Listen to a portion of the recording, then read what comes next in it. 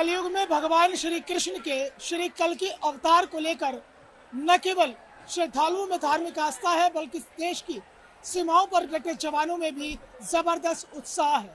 लिहाजा श्री कल की धाम मंदिर निर्माण से पहले ही विंग कमांडर पुष्कर सिंह, जो बालाकोट ऑपरेशन में भी रहे, उन्होंने वीआरएस लिया और वीआरएस लेने के बाद उन्होंने श्री कल की धाम में अपनी आस्था जताई और कल की सेना का गठन कर दिया है।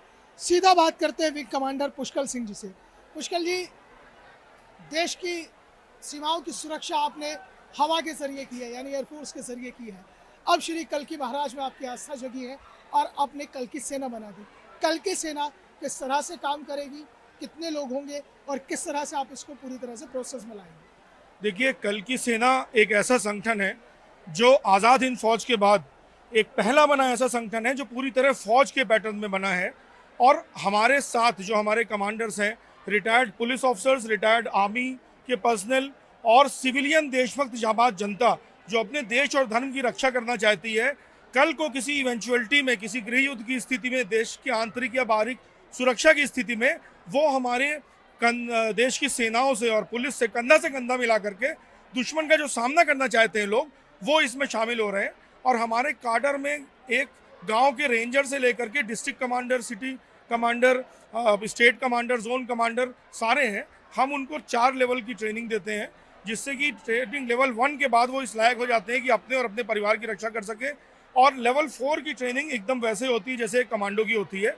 तो हम पूरे भारत में एक ऐसा नेटवर्क खड़ा कर रहे हैं कल की सेना के माध्यम से कि हमारे सनातन समाज को, भारतीय समाज को सशक्त कर सके। That is number 1। सेकेंड चीज़, अगर हम देखें तो भगवान राम के आने से पहले ही वानर सेना बन चुकी थी। भगवान राम जब आए तो उन्होंने लीड किया उसको। और ईश्वर कभी स्वयं सबको नहीं मारता है, वरना कृष्ण जी अर्जुन को ये न कहते उठो युद्ध करो। वो समर्थ थे कृष्ण स्वयं, वो स्वयं ही सबको मार सकते थे, लेकिन वो मनुष्य, ये कर्म योनि है।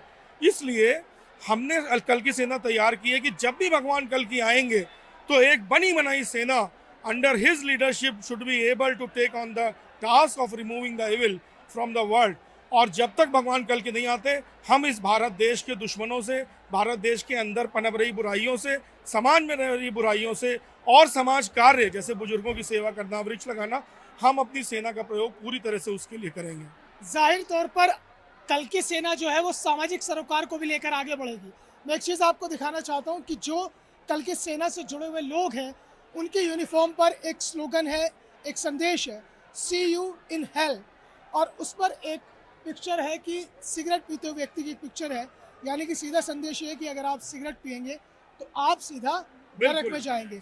दूसरा संदेश आप देखेंगे, इंटरनेशनल अल्टीमेट आर्म फोर्स है ना, कॉम्बैट कोर्स कर्व मागफ फेडरेशन, ये पूरी ट्रेनिंग है, उस ट्रेनिंग का पूरा नाम है। स्कल का महत्व है, जो स्कल है, इसमें हम सारे योद्धा, सारे कल की योद्धा ये मान के चलते हैं कि हम मृत हैं, हम शिव के गण हैं।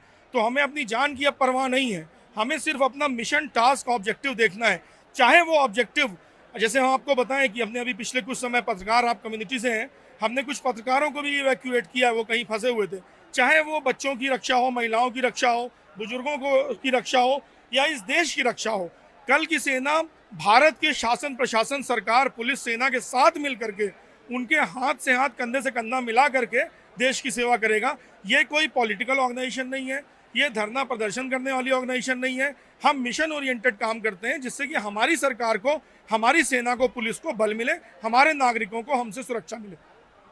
श्री कल की धाम जयंती पर कल की सेना का भी गठन हो गया है, जिसमें न केवल देश की सीमाओं की सुरक्षा करने वाले रिटायर्ड जवानों को शामिल किया गया, बल्कि आंतरिक सुरक्षा में तैनात पुलिस फोर्स के रिटायर्ड जवान भी इसमें शामिल हैं और उन्हें एक बेहतरीन ट्रेनिंग दी जाएगी। वीडियो जर्नलिस्ट रविकांत के साथ मोहसिन खान, न्यूज़ 1 इंडिया, संभल।